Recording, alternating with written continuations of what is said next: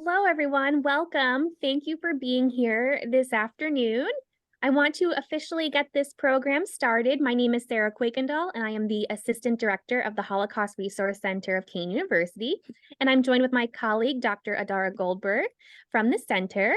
Thank you all again for joining us. I would also like to say a special thank you to Dr. Jacob Lebens, Director of the Gross Center for Holocaust and Genocide Studies at Ramapo College, for co-presenting this program with us. Our keynote speaker is Dr. Alexis Herr. Dr. Herr has dedicated her life to combating genocide and atrocity. This passion has motivated her educational and professional pursuits and translates into a strong desire to prevent human rights violations. She received a doctorate in Holocaust history from the Strassler Center for Holocaust and Genocide Studies at Clark University and currently lectures at the University of San Francisco and University of California, Berkeley. Dr. Herr is the recipient of numerous fellowships and awards, including the Saul Kagan Claims Conference Postdoctoral Fellowship, the European Historical Research Infrastructure Fellowship, the Pearl Resnick Postdoctoral Fellowship in Advanced Holocaust Studies, United States Holocaust Memorial Museum in Washington, D.C., and the Saul Kagan Claims Conference Dissertation Fellowship. She is the author of The Holocaust and Compensated Compliance in Italy, Fossili di Carpi, 1942 to 1952, and the editor of Rwanda, the Essential Reference Guide, Sudan, the Essential Reference Guide, and the forthcoming LGBTQ+ and the Holocaust. Without further ado, I turn it over to Dr. Herr. Thank you for joining us tonight. Hi, everybody. It's so nice to see so many people who are interested in hearing about Rwanda. It's a topic that means a lot to me and many others. And so I'm always grateful that anyone is willing to spend time to hear about it. And I'm just looking through names, and it's exciting. I'm seeing some of my friends on here, the Holocaust Center of San Francisco. I see my mother-in-law is on here, which makes me very happy. So hi, Carolyn. So hi to everyone. And I'm going to just go ahead and get into it. So I'm going to go ahead and share my screen. Bear with me as I do so. Okay. And new presenter view. All right. Let me just do one more thing. Thank you so much. Let me swap the displays. I like to say you can see behind the curtains. Okay, now we can get started. So again, thank you to the sponsors of this event, the Holocaust Center of Kean University and the Gross Center for Holocaust and Genocide Studies. Again, I'm so excited to be here to have a chance to speak about genocide and to have people be willing to hear about it is always a privilege. It's not something that most people want to spend their time doing. So thank you so much to all of you for doing this.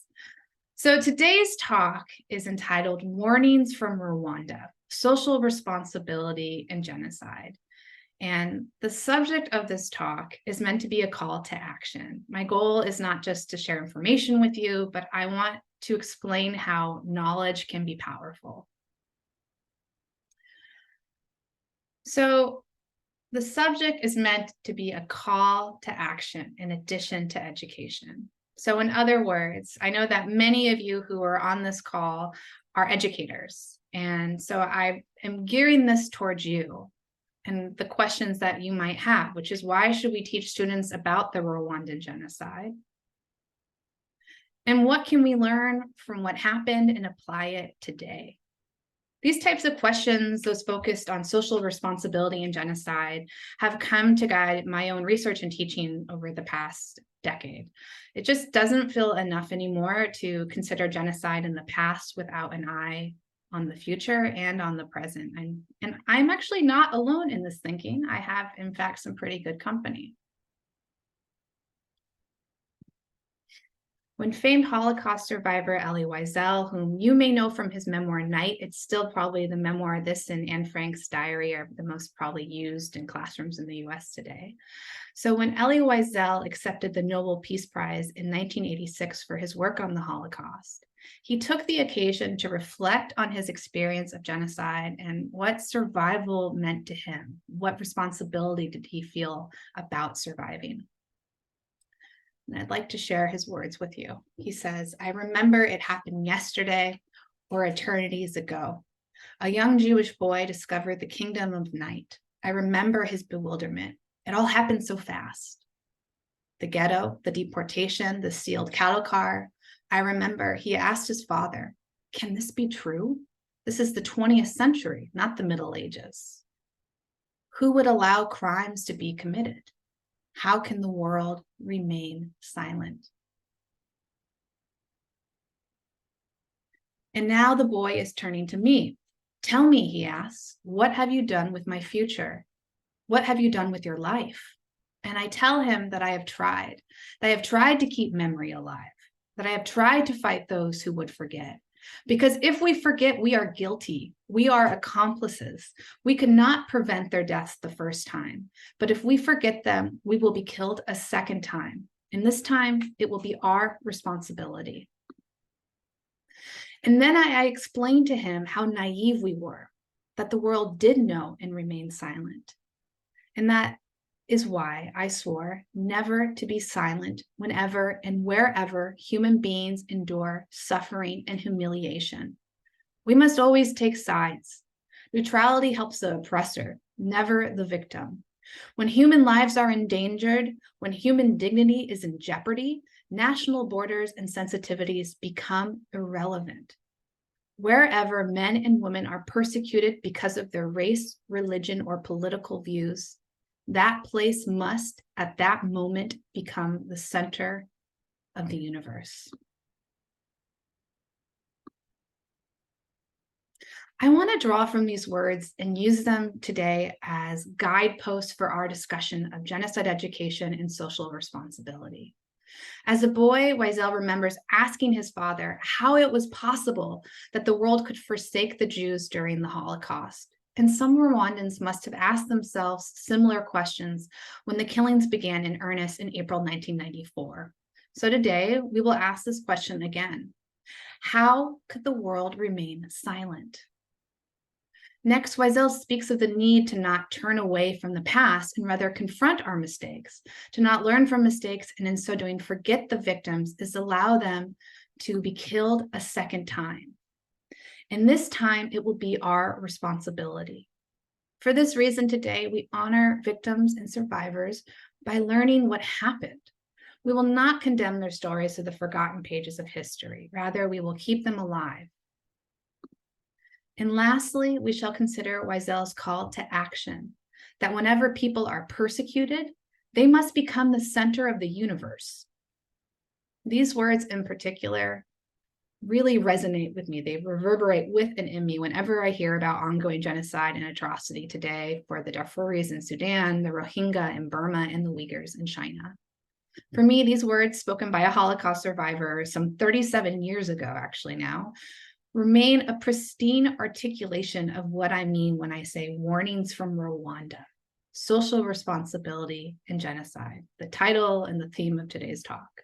So as we go forward, I'm going to share some information with you, some history with you that may be familiar, may be completely new.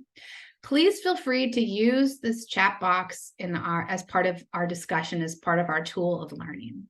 If you have any questions, feel free to post them. Any reflections, please feel free to post them. Adara, who's one of the co-hosts of this event, is going to be moderating. She'll interrupt me if there's any questions that are pressing. We will also have lots of time at the end for discussion and questions. So here we go. How can the world remain silent? Now, first of all, foreign involvement in Rwanda historically is not one of silence. It is one that you could say is of intrusions. Just to kind of orient ourselves, here is Rwanda. It is a very small country in the heart of Africa and the Great Lakes region of Africa. And it's a small country. It's slightly smaller than the US state of Maryland. And it is incredibly beautiful. It is home to Great Lakes, lush fauna, and beautiful rolling hills. And historians believe that by around the 15th century, the region came to be organized into these small states. And around the 18th century, so in the 1700s, a monarchical state had emerged and slowly started to expand throughout this region. Now, as this happened, the people living in what we would say is historic Rwanda started to be identified into three categories, and those were Tutsi, Hutu, and Twa. These are some pictures of some of the more kind of modern nuances, understanding of these identity groups.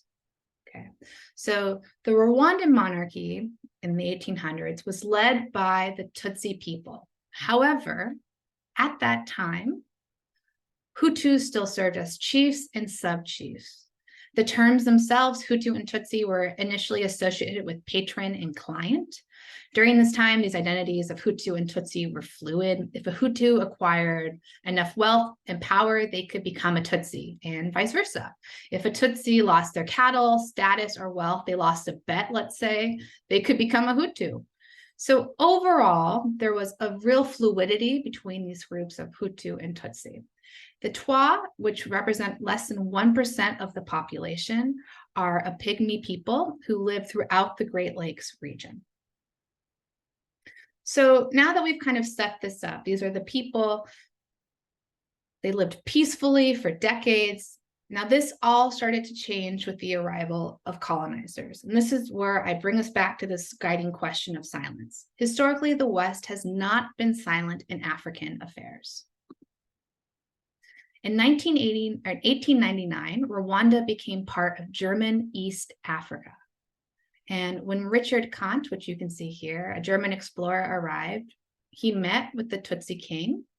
And soon Germany set about restructuring Rwanda's society in favor of Tutsis, who in their eyes were a distinct ethnic group.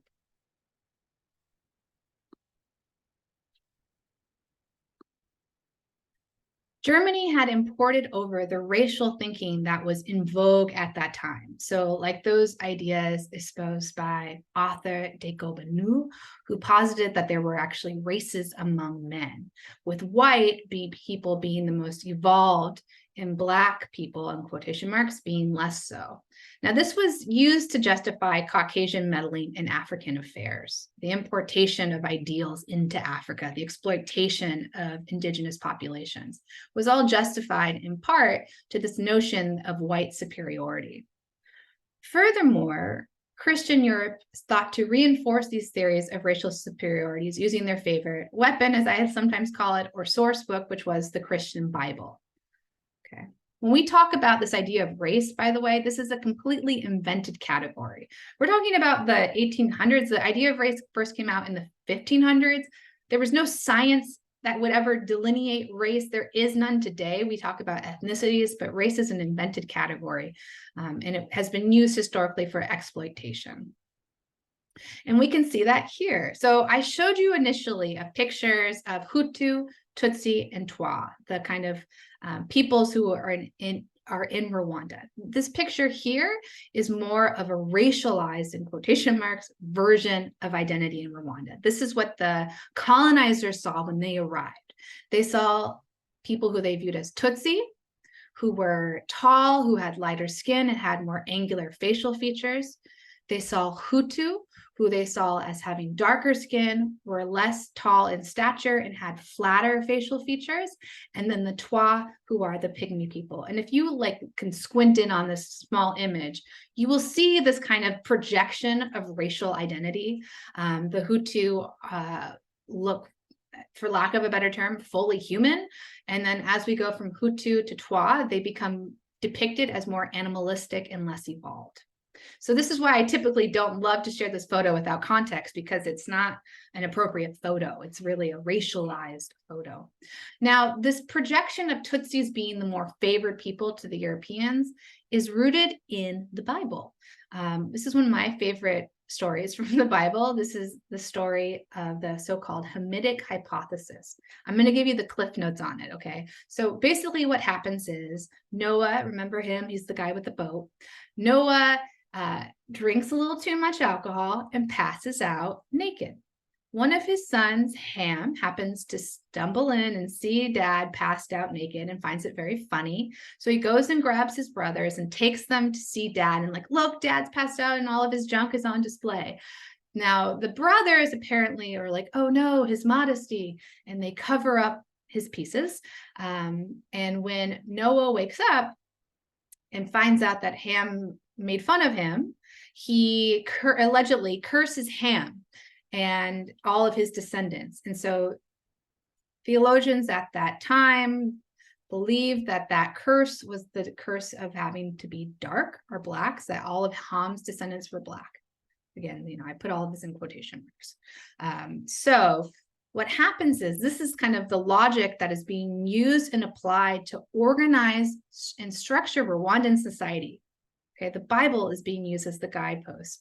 And the notion is that the Tutsis must have, the Hutus must be descendants of Ham because they are darker in skin. And the Tutsis must have been descendants of other sons because they are more fair and have more classically, in quotation marks, European facial features. Okay, so that is why the German colonizers arrive. And what happens is these people, these Hutus and Tutsis, who more or less were peaceful and had a fluid categorization of these identities tied more to wealth and status, it starts to become regimented. The Germans give all privileges to Tutsis. They have schools, they can hold governments and positions in government. Hutus get none of these things. And this continues, okay? So Germany loses all of its colonies, World War I, Belgians come in, and they standardize this. So what you're looking at now are ID cards, okay? So in 1933, Rwandans are issued ID cards, okay? Indangamuntu is what they're called. And each of these ID cards that you can see here, if you squint in again, or you get really close to your phone or your computer, you can see, but the ethnicity is identified. So it says Tutsi, these are all Tutsis, okay? So now what was once fluid is static. You are a member of this class. And this is very important because if you are a Hutu, you don't have access to social services. You are a second-class citizen, okay? And so this really starts to erode what had once been a very peaceful society, okay? And this causes conflict, okay? By 1957, so this is nearly 6 decades after being treated as second-class citizens, the Hutus started to organize a resistance to the colonizers and to this Tutsi oppression. Their first order of action is the publication of the so-called Bahutu Manifesto on March 24th, 1957. Now, this document really shows how not silent European colonizers were. Okay. The Germans' import of ethnic and racial ideology had become internalized by the local population at this point, and it becomes the source of conflict. This document shows this so clearly. It called for an end to Tutsi domination, a liberation of Hutus from colonial and Tutsi rule. It called for a ban on intermarriage between Hutu and Tutsi. It called for racial quotas on all aspects of public life, which favored Hutu. It called for the exclusion of Tutsi from the Rwandan military and argued that Hutus were socially, culturally, and morally superior to Tutsis. So if you are someone who's ever learned about genocide or the Holocaust, you might start to see warning bells start ringing, okay? This is the type of racist and exclusionary thinking that drives genocide. And to be clear, this document highlights genocidal viewpoints. And these are the exact same views modeled by European colonizers, okay, who ultimately commit genocide. So we see this connection already. So firstly, we must acknowledge that the codified racism and segregated society Hutus envisioned was very much inspired by their lived reality under colonizers. When Belgians made known their intention to withdraw from neighboring Congo in January 1959, remember Belgium now has control of Rwanda after World War I and Germany loses, or yes, after World War I, when Germany loses all of its territories, okay? So they, like many other nations at this time, are starting to relinquish control of their colonies. And they made it known that they wanted to withdraw from neighboring Congo in January 1959. Hutus in Rwanda saw this as a chance to change their suppressed status. Hutus assumed that it was only a matter of time before the Belgians left Rwanda too. And on top of that, the sudden death of Rwandan's king on July 25th, 1959, created another opening for Hutu advancement. So while Tutsis quickly installed a new monarch without even consulting the Belgians, Hutu politicians called for the establishment of a republic. In a republic, Hutus, who vastly outnumber the Tutsis, Hutus account for about 85% of the population. Tutsis are about 14%, and the Twa are 1%. So the Hutus, who vastly outnumber the Tutsis, if they have a republic, they would have a chance to achieve much better representation in government. But violence erupted before democracy could even take root. The alleged murder of Dominique Mambuyumutawa, an administrative sub-chief in central Rwanda. He was allegedly killed by a Tutsi political activist. This sparks violence, okay? The Hutus began to attack Tutsis all over the nation. And again, if you're someone who's studied the Holocaust, you might again start to feel bells ringing, okay? This is in some ways a lot like what happened with Kristallnacht in Germany in 1938. Okay, so in 1960, following this inhumanity of World War II and the Holocaust, UN members adopted the UN Declaration on granting the independence to colonial countries. And Belgium makes plans to actually leave Rwanda, despite the fact that they're in the middle of a violent uprising. And by the time the Belgians left in 1962, the Hutus had taken power, and an estimated 500,000 Tutsis had fled Rwanda to neighboring states. 500,000 Tutsis flee because of the violence, this revenge, this anger that the Hutus are taking out on the Tutsis. They're not attacking the colonial forces, they're attacking their stand-ins, which are the Tutsis. So let's check back in. Let's reevaluate this question. Why did the world stay silent during the Rwandan genocide? Okay. Historically, we have a legacy of presence with colonization and then withdrawal in 1962. Involvement in setting up a stratified society, then abandonment when that stratification created violence.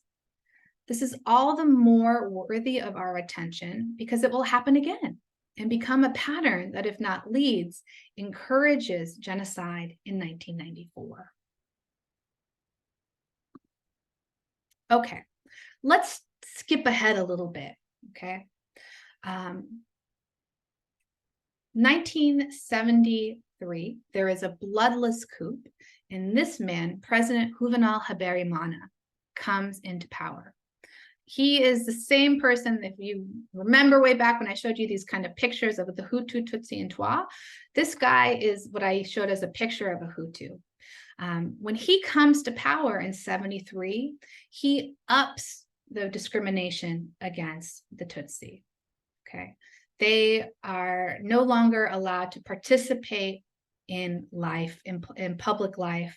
Again, they are excluded. They're not allowed to have businesses. It's a very challenging time to be a Tutsi. But remember all those Tutsis who fled, that 500,000 people who fled Rwanda at the end of colonization? Well, in 1988, they started to make a plan to return to Rwanda when they formed the Rwandan Patriotic Front in Kampala, Uganda, which you can see here on the map. There's a star. It's the country north of Rwanda. They had set a goal of securing repatriation of Rwandan exiles and reforming a more inclusive Rwandan government. So in October 1990, they launched an incursion back into Rwanda. And unfortunately, this quickly becomes violent. Remember this Bahutu manifesto, this angry document in 1959 that Hutus released in response to colonization Tutsi oppression? Well, it comes back into circulation. Okay, it's riling up people. Additionally, Hutu extremists published something called the Hutu 10 Commandments, which call for Hutu unity through ethnic othering and exclusion of Tutsis. The rhetoric from the Hutu government and extremists contains some of the hallmarks of genocide language, and violence ensues. And you know what? Interestingly, the world responded. Foreign nations encouraged the Rwandan government and the RPF, this is the Tutsi, the former refugees who are coming back into Rwanda. They encouraged the Rwandan government and the Tutsi-led RPF to broker a peace deal to end the war, which culminated in the signing of the Arusha Peace Accords on August 4th, 1993.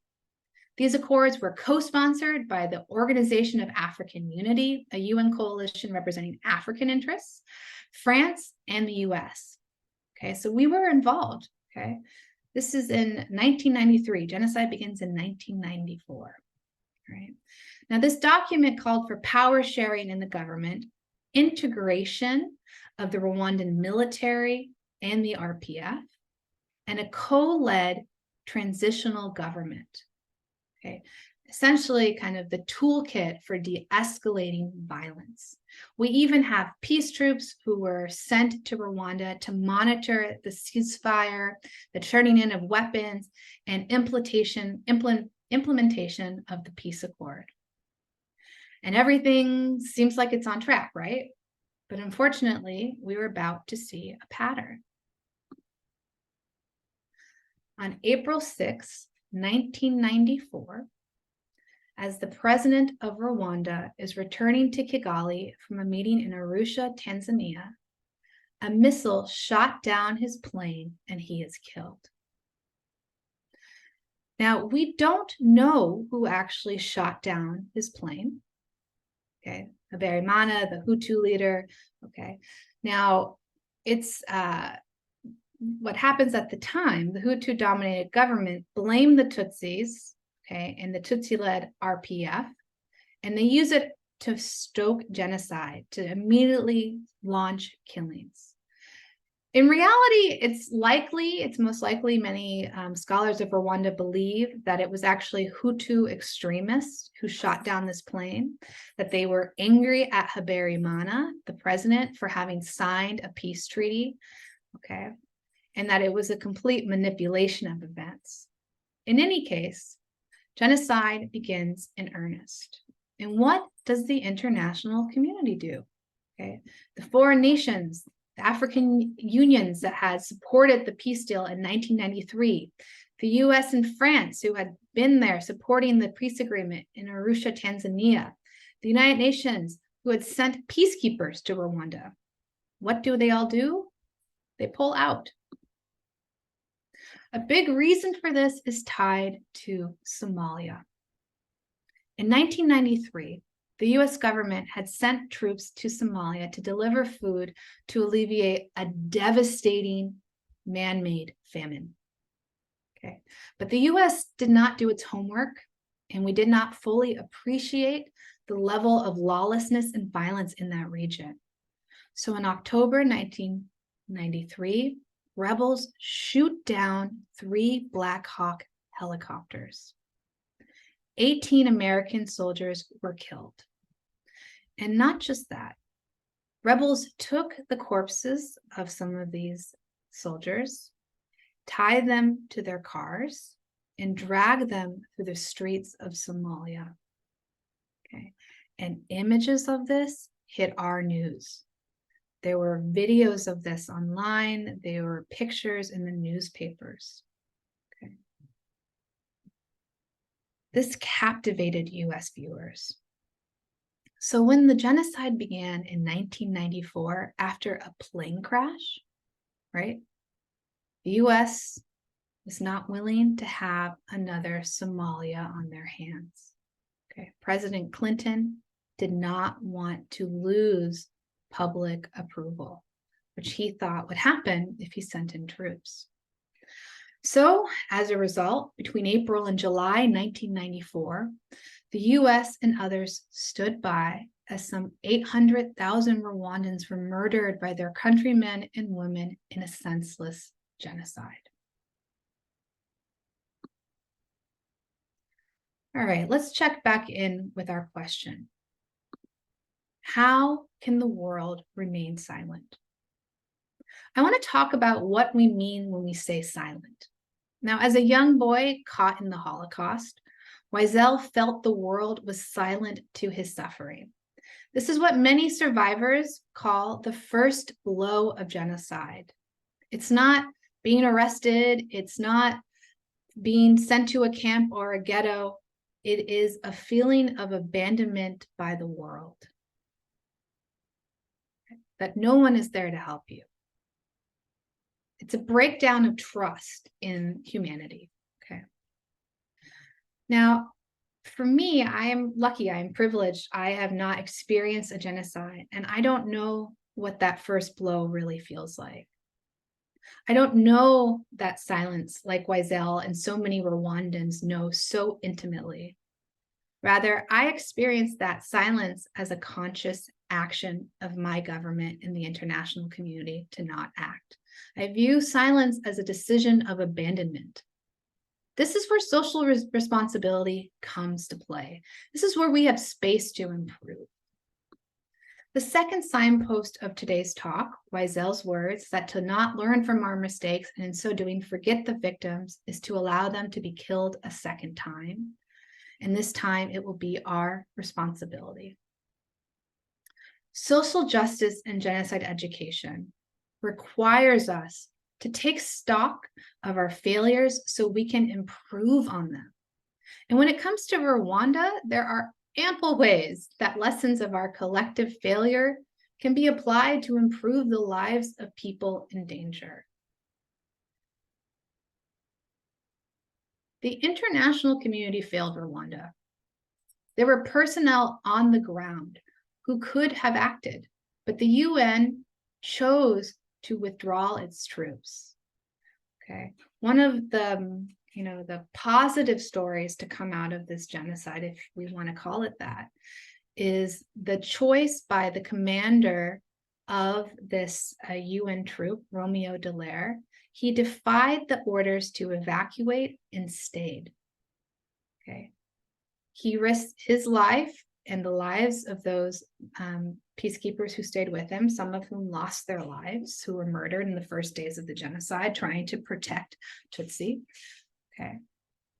But by and large, that didn't happen. Instead, the world chose abandonment. And this was done for political reasons. It wasn't done for financial reasons.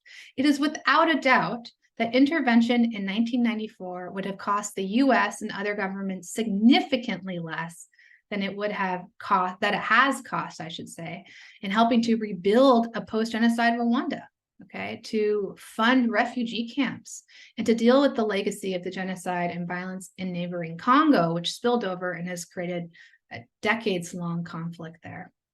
Okay. Silence is inaction. It is an abandonment, which leads me to my third point.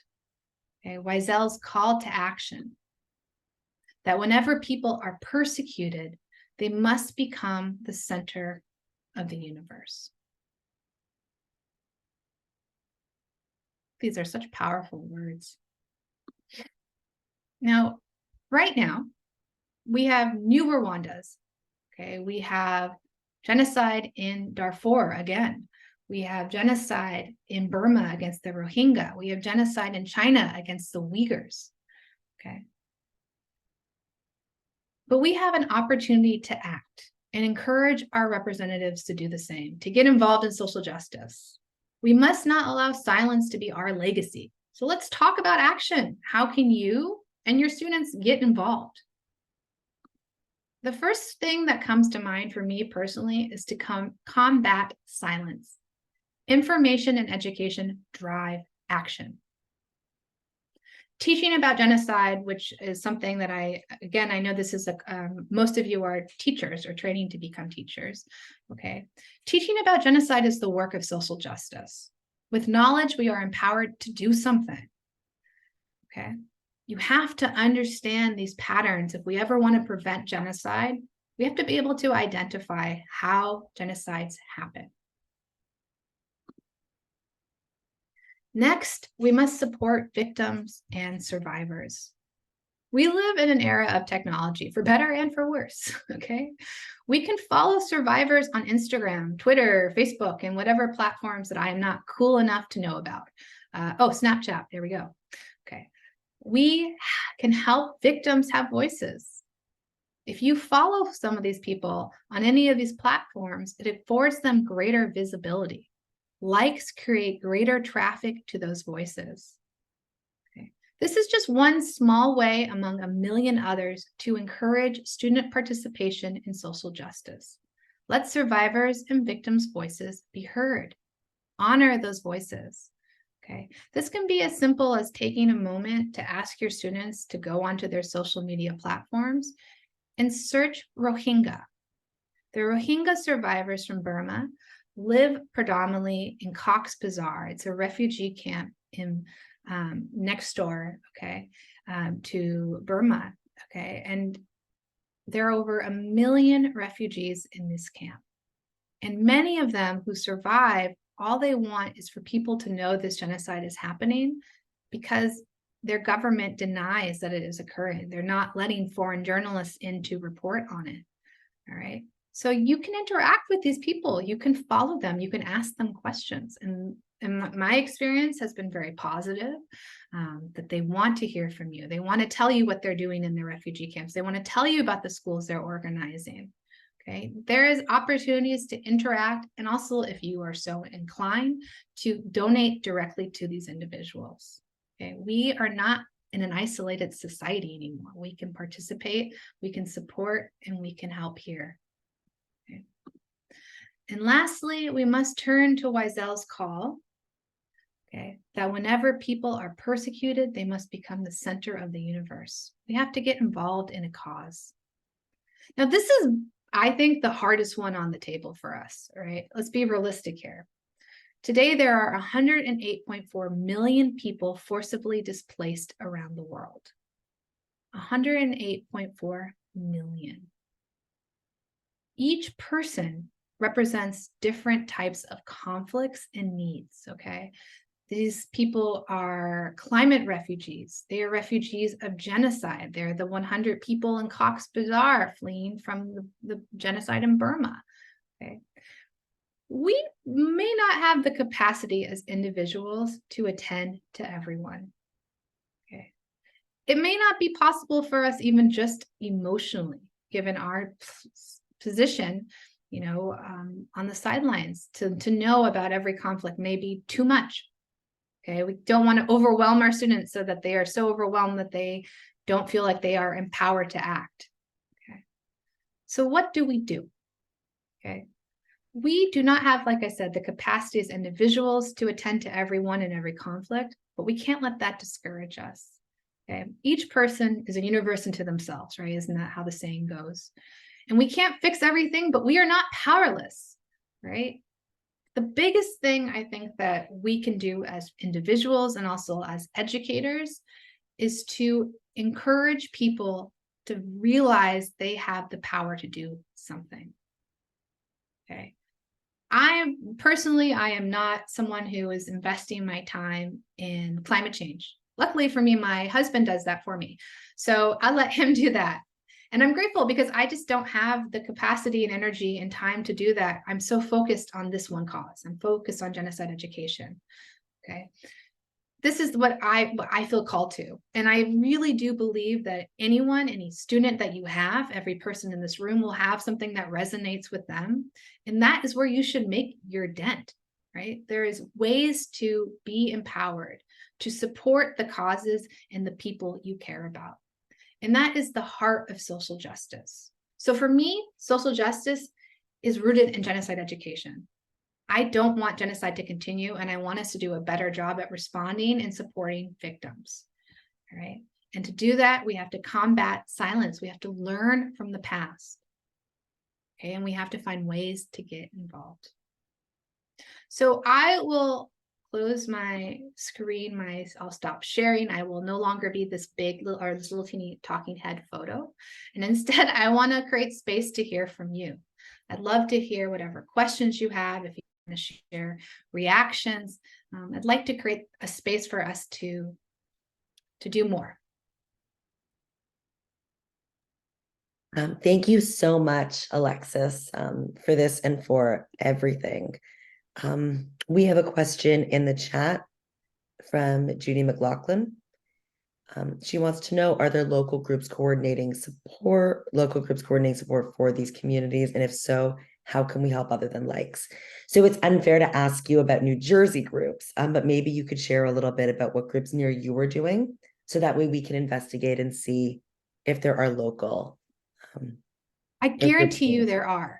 One of the best things that you can do, we're talking right now, this talk is supported by Holocaust centers. One of the best things that you can do is to look for centers like this in your community. And this can be, if you're not already on Keen's mailing list, make sure to get on it, right? You want to look and see what are the organizations that are doing something in my community. So number one, get on the mailing list, get on those email lists, okay? These are the types of organizations that are going to organize events, organize talks, organize fundraising. And you can start off by finding ways to get involved in that way. When it comes to, Burma, when it comes to the Rohingya, there are movements that are happening all over the world and all over the country to try to bring attention to these causes. For some reason right now, I'm blanking on the name of the organization, but the leader of it is Matthew Smith, and I'm just going to look it up really quickly so I don't want to not include it here, because I'll put the information online. Matthew Smith. I love the internet. What doesn't she know? Okay, it is just pulling up. Okay, Fortify Rights. I'm going to drop the name into the chat.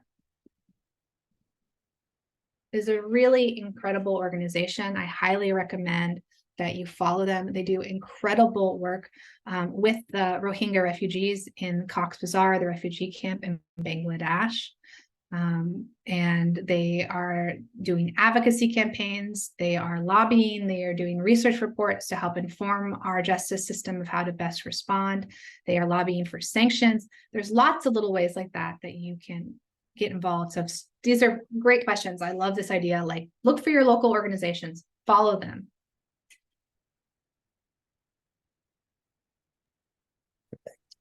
There is a question from Elizabeth. You mentioned that the genocide in Rwanda has spilled violence into the Congo. Can you briefly expand on that? Sure. What happens in Rwanda, okay, so Rwandan genocide ends. 2 million people flee the borders of Rwanda, okay? And Rwanda sits next to a much bigger country called Congo, the Democratic Republic of Congo, okay? And what happens is the United Nations responds, 2 million people have fled. So they set up refugee camps along the border. What happens is many of these refugees are not Tutsi, they're Hutus. Okay.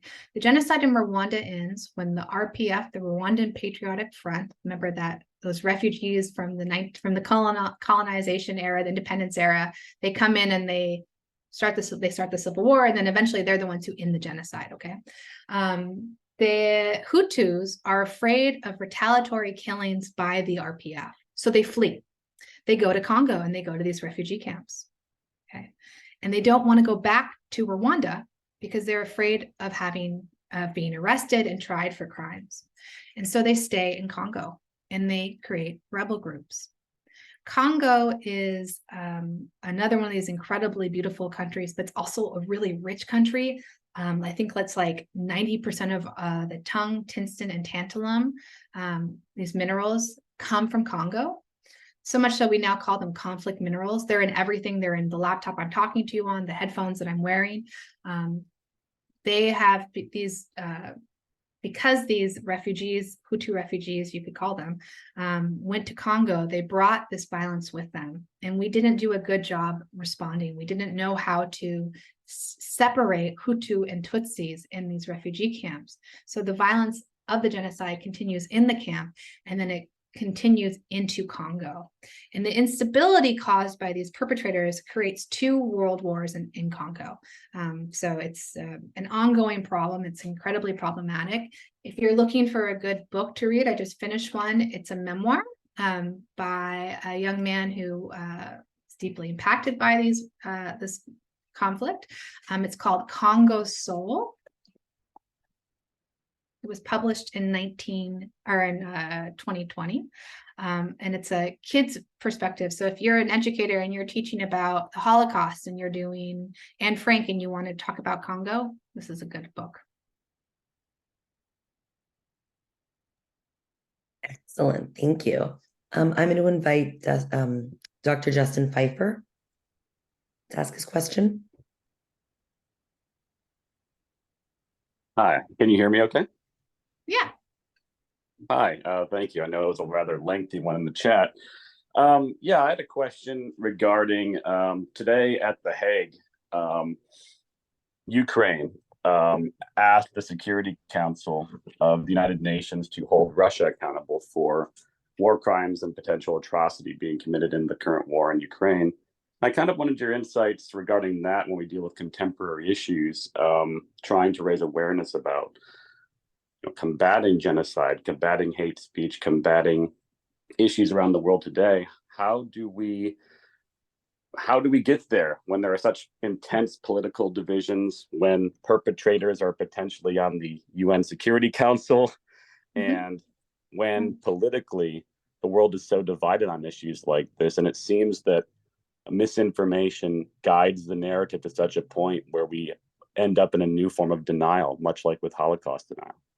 Yeah. Thank you so much. Such a great question, Justin. So, okay. There's kind of 2 things to this. So what's happening in Ukraine thus far, we wouldn't call it genocide. Okay. And the reason for that, it's definitely what's happening are crimes against humanity and war crimes. These are legally defined, internationally recognized crimes. Okay, which means that people can be punished, they can be held accountable in The Hague or in an international criminal tribunal. Okay, but we don't yet have evidence of genocide. Genocide, what makes genocide different, by the way, to be clear, they all, like all these crimes should be viewed as on the same level. They all bear the same punishment, so to speak, okay? One should not be viewed as worse than the other, in my personal opinion. They're just different. Okay, so what makes genocide different from crimes against humanity and war crimes is that in order to prove the crime of genocide, you have to prove the intent to destroy, in whole or in part, an ethnic, racial, national, or religious group. It's the intent part, okay? So you have to have, like, this is an idea that comes after the Holocaust, all right? So you have to have proof. Like in Rwanda, we have radio broadcasts by government officials saying, hey, there are Tutsis from this, well, they would call them cockroaches, who are trying to flee the country. They're in a red car, they have license plate number, blah, blah, blah, stop them at this roadblock. We have government intention clearly stated to remove and murder all Tutsis from certain locations within Rwanda. So we have clear intent, there's no question about it. With what's happening currently in Ukraine and Russia, it's projected and seen more as a war for land and resources and power. That it's not about annihilating or destroying in whole or in part Ukrainians. That's a byproduct of the war. This is how it's currently viewed. This could change at any moment. We could find documents that prove this, but this is like kind of the linchpin. But the reason why I'm talking about all this is because so according to the United Nations, this like genocide thing, right? It's like specific crime. Countries that sign on to it, if you sign on to this declaration, the United Nations prevention of genocide, you have to act if you refer to an ongoing atrocity as a genocide. So that's why like the language really matters when it comes to Ukraine. If we say as a nation that what happened is happening there is a genocide, then we are compelled theoretically to act. This is a whole other history that we could go into much detail, a lot more detail. But so this is the kind of the challenge. But then, all right, so right now, like if I'm listening to the news driving into work, and it's talking about whether or not the US government should continue to fund the war in Ukraine, right? We're spending billions of dollars now. And the way that it's being presented on the news is like, listen, if we keep funding the war in Ukraine, we're going to have to start cutting public service programs here, which is going to mean education, and it's going to mean things that are going to impact children. Okay, so parks and education, right? So US people may not want to support this. They don't want to have less money for education and parks, right? So if you're looking at the immediate, I feel like it's similar to what people think about with Rwanda, right? People are like, we don't want to spend the money to go in, right? But you spend so much more. If the war in Ukraine becomes a European World War III, we're going to spend a lot more money than what we're spending currently in Ukraine, right? So it's a lot. I hope that answers at least part of your question, Justin. Yes, it does. Thank you. Yeah, thanks for asking it. Marcy? Hello, can you hear me? Yeah. Hi. So I teach in New Jersey, and here in New Jersey, and I have been teaching this course, Genocide of Human Behavior, for a few years. I designed it out, so I have a lot of freedom as to what I put in the class. One of the units that we do cover is the Rwandan genocide. And even while I'm teaching it, and before I began teaching it, I guess I was shocked at how few teaching resources there actually are for the Rwandan genocide, if any at all, that actually exists in print. Do you know where there might be any in print? Like, I do have some memoirs that I use, so I do see the suggestions on there. So I do use some memoirs, but there's nothing in terms of like I find teaching resources for, say, the Holocaust and the Armenian genocide I've been able to find, but not the Rwandan genocide, really anything, anywhere. I don't know if there's any that you might be able to direct me towards. Yeah. So first of all, thank you so much for teaching about it. I am so grateful that you do that, because it is challenging to teach about. There aren't as many resources. I will share that the state of California is investing a lot of money, and Gavin Newsom, our governor, is putting a lot of money into Holocaust education. So and genocide education. So there's going to be like classroom syllabi, lesson plans, I should say, that will become publicly available within the next year or so. So that will be good. There'll be like directed lesson plans. But for now, I don't know if you're familiar, but the United States Holocaust Memorial Museum has really good resources actually for Rwanda. What grade do you teach? 10 through 12. Oh, yeah, this is perfect. Okay, well, I'm going to pull it up and put it into the chat. So like I do use a lot of the memoirs. I do include films in there. What I found with some of the other teaching resources is it tends to shed lights in other areas that I hadn't considered even being a part of what would, actually have played a role or played a part in the genocide in and of itself. Yeah. So it feels like I more have to try to figure it out on my own, which is fine. Like, I'm okay with that. I guess I'm just curious to know, like, are there more resources?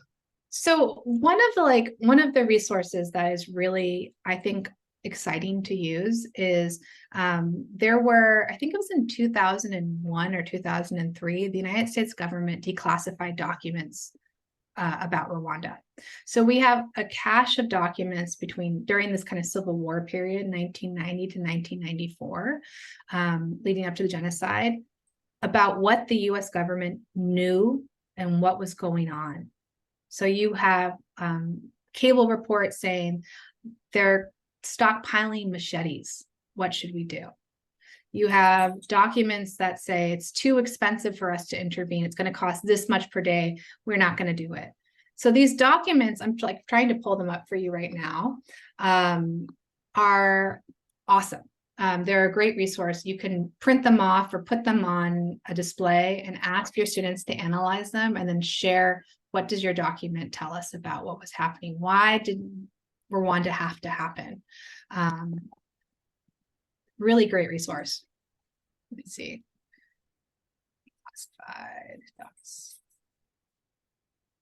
There's also too another thing that you can do. I don't know if you're familiar, but here we go. Yeah. Okay. Declassified documents. I'm just pulling them up for you. I'll put them into the chat. Another thing that's really cool, which you may do already, is the Shoah Foundation has, did I pull this up correctly? Here we go. The Shoah Foundation has testimony from Rwanda.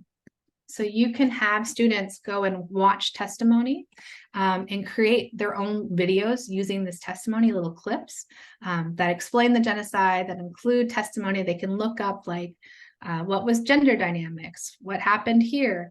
That kind of stuff is also really helpful for classroom use. Thank you. See if I can put that in the chat. Yeah, thank you for asking, and thank you so much for teaching about it. I'm happy to share my email in the chat too if you have any more questions about resources. I'd be happy to contact or be in contact with you and share what I have. Lauren, I believe you had a follow-up question. Yes, thank you. I'm thinking right now about text selection, and well, I work as a language arts teacher, to give you some clarity there. So I'm thinking a lot about text selection. I'm working also for a company right now trying to put together an online library of culturally responsive text. And a question that came up both within my district and within like this online role that I'm fulfilling is sort of this idea of distance and whether or not that's important. And when I say distance, I mean, like, should we let time go by before we introduce one of these texts as an avenue into explaining a larger concept? And I was curious if anybody here had thoughts around that, or especially you, Alexis, like, is it too triggering to try to tie genocide to modern day occurrences? Or is that the goal of what we're after, is to build connections?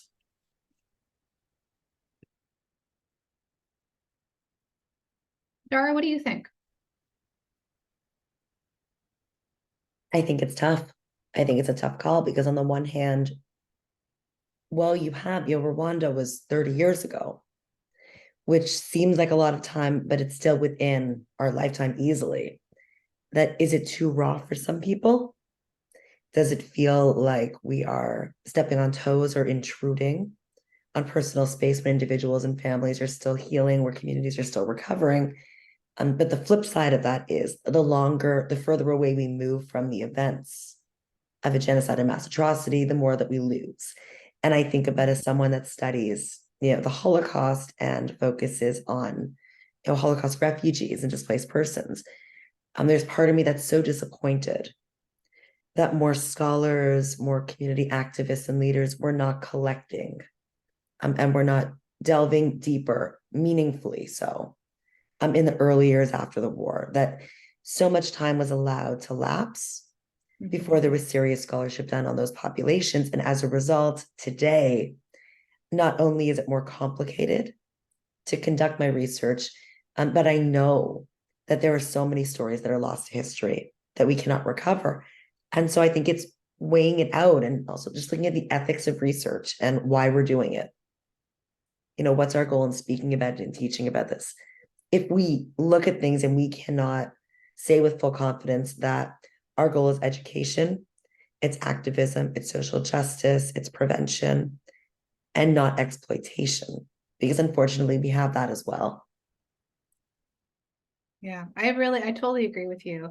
And I think, personally, like where I sit with this is it can totally be done tastefully. Like, I think, for example, like I used to teach at Keene State in New Hampshire.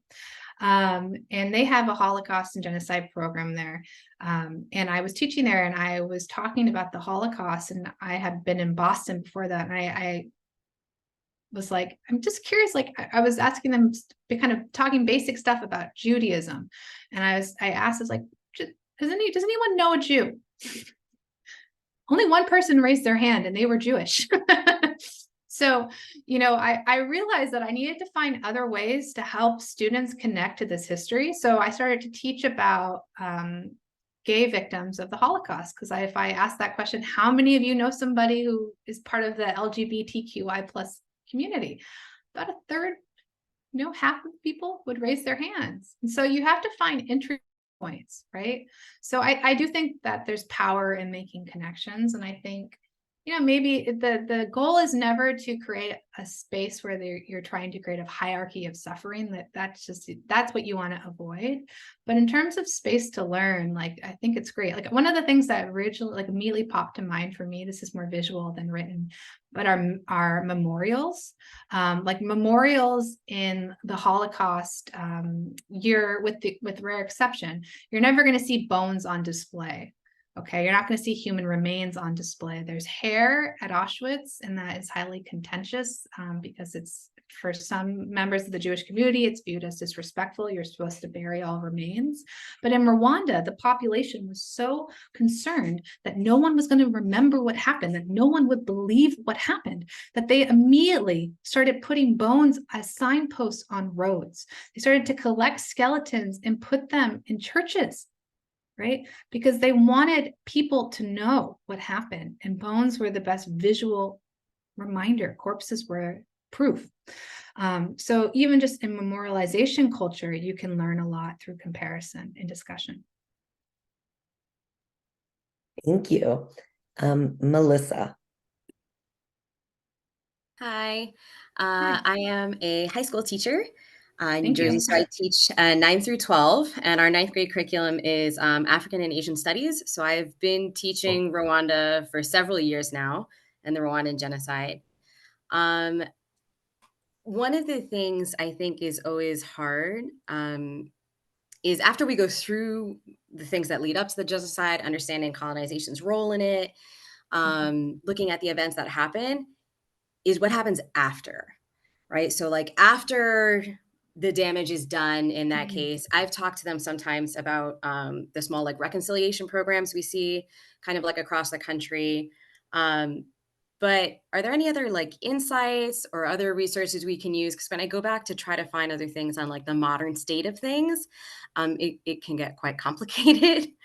And there's been resurgence of, like certain feelings and certain groups that have happened. So if you have any clarity on kind of like how things are set up after the event or the modern state of things, that'd be great. This is actually a space where there's a lot of good videos that I think are useful in classroom. I'm trying to remember what it's called. There's one, it's like My Neighbor, My Killer, I think. And there's a 2-hour version of it, and then there's an educator version, and then there's like a 30-minute version on YouTube that you can find.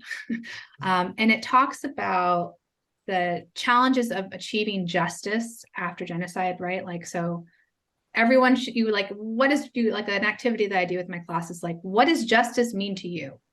Right. And they like discuss it, they write down words and whatever, and then we talk about their ideas, and a big part of it is, being tried for their crimes, restitution. And a lot of these things were impossible in post-genocide Rwanda. 85% of the population belonged to the perpetrator group.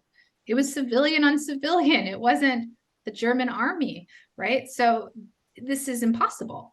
So there's a lot of really interesting documentaries that talk about kind of how do you rebuild a society after genocide. And it's contentious. Like the video that I'm talking about is a woman whose husband was killed by her neighbor.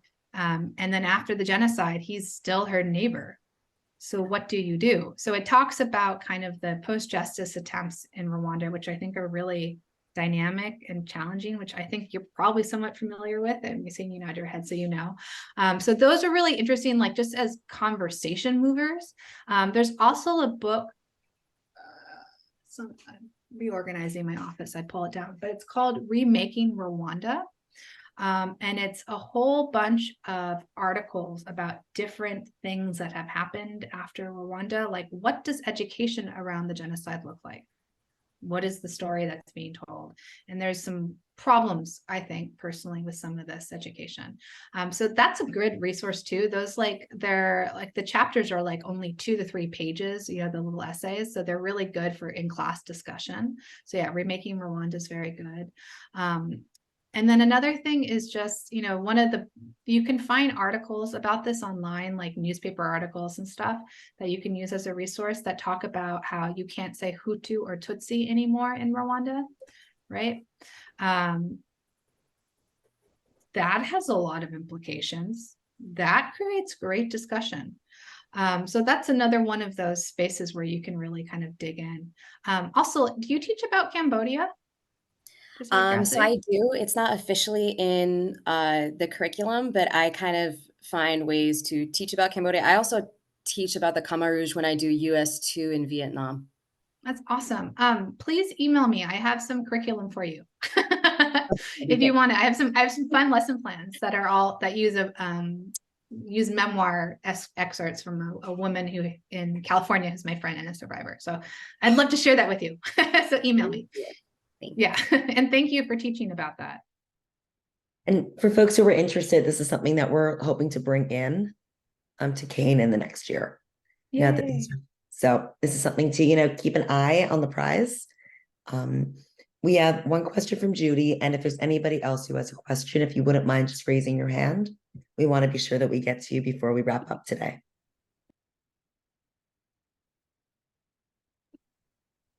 Judy, would you like to read your question?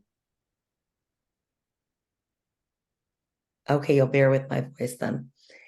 This may not relate to us as educators of youth, but it occurs to me that educating senior citizens may provide a rich resource of resistance and action, as seniors voting and personal histories act as a catalyst to further sharing and action. Are education programs available for senior groups? What a great question. Honestly, my only kind of contact with this is when I'm invited to chat like this and do programming at like synagogues or churches, which does not happen that often, to be honest. But ultimately, all of the things that I mentioned before about how do you encourage involvement still apply. Like there are, in terms of inviting people into the community to participate, to hear their voices, getting involved, getting on mailing lists is a really good start. I know that I used to work for the Holocaust Center in San Francisco, which may be on the chat, but they find ways to engage the elderly. In particular, there's survivors in our community. So there's lunches that are done for them. If there are, if you are a community member and you have a church group that you want to have a speaker come to or a survivor come to, contact your local organization, find your local Holocaust Center or genocide organization. I guarantee you they will have contacts for you. But that's kind of the best I have to offer. It's such a great question. I'm going to think more about it. Thank you for asking it. Thank you. And something to add to that, yesterday, the Holocaust Resource Center, one of our Diversity Council member districts, is the JCC of Central New Jersey. And so it's this great reminder that education goes beyond, the K-12 classroom and, post-grad. But what they have there is an adult education program that runs 3 days a week, different topics every day, and we are participating in this. So yesterday they received a presentation on the Armenian genocide and children of the genocide from Zoe Garino, one of our team members. Next month, I'm speaking about apologies and their meaning after genocide. We have a presentation on third generation Holocaust survivor voices. So that's just one place that is offering these types of programming. Judy, feel free to reach out to me and Sarah. And if there are particular groups that you're interested in having speakers arranged for, we'll do our very best to help you. And Terry. Okay, can you hear me? Good. Okay, I want to follow up on the questions about the aftermath for restitution and restoration. I wanted to find out, is there a standard that we look for what we consider justice, restitution, restoration, because as we see genocide continues, what's the best we can hope for in all these cases? Thank you for your question. I appreciate it. You know, my response to this is maybe unpopular, but it's no, there should never be one standard of what justice looks like. And the reason for that is because genocide happens all over the world among different peoples and different cultures. And so what justice looks like for post-war Germany would not have worked in Cambodia, for example. Cambodia, the culture is very different than from European German culture. So Cambodians are mixed on even having trials. They have only tried 4 people for this genocide. And that, like, I think it's important to respect what justice looks like in a cultural context. So the first thing is in order to interfere and to intervene in genocide, intervention has to be studied, and it has to you have to look at the context of where you're going in. There can't be a one size fit all, or we'll have a Somalia Black Hawk Down again. And I think the same thing goes for achieving justice, right? Restoration or reparations have to fit within the landscape of that country. Right? We have to understand those cultural norms before we can even think about attempting justice. But with that said, I really think it's important that we shoot for justice and that we push for it. I think that for me personally, I think I'm a big supporter of trials. I think truth and reconciliation is really important too, but I think that holding people accountable, at least the top perpetrators, has great merit and value. So that's my personal opinion. Yeah, thank you.